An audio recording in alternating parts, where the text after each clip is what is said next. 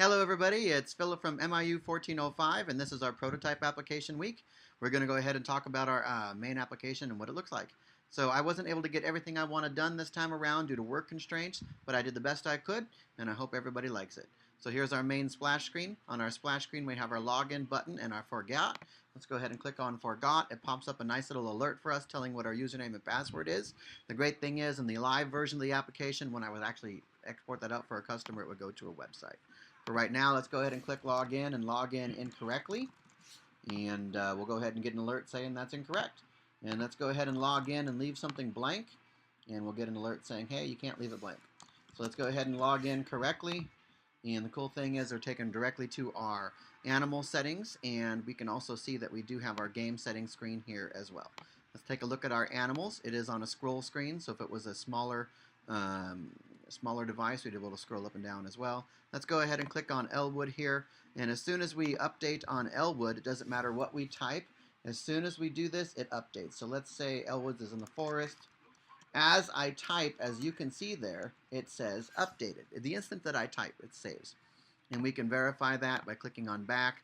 We'll open up Joey, and then we'll open up Elwood. And sure enough, take a look at Elwood's. It is in the forest zone. Joey's is currently missing. So it makes it that easier. It's that fast to be able to get what we want. And we don't get stranded here. If we go ahead and click on Logout, we go back to the main screen. We can go ahead and log in again. And we'll go ahead and go over to game settings. In game settings, we can scroll up and down and see what we want. There's a lot on here, so we also added the ability to search.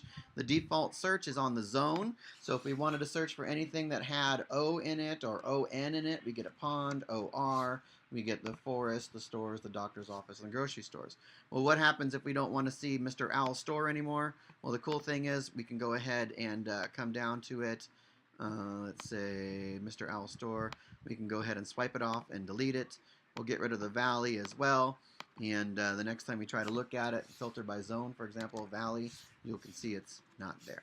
We don't just get the filter by zone as well. If you click on zone, you can go ahead and choose this filter based on the hazard. And if you filter based on the hazard, you can take a look at like the falling branches, pointy cattails, things like that. We'll do SLI for slippery, and we see the slippery rocks, the slipping on grass, and the slimy worms. So it makes it that much easier. And again, you also don't get stuck in the application because as soon as you click log out, you're right back to the beginning. So let's go ahead and log back in here. So we have the ability to take a look and see what we see. We have the ability to edit.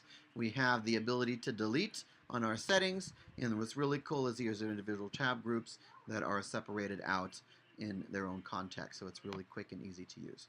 I hope you guys enjoy it and you have a wonderful day. Bye-bye.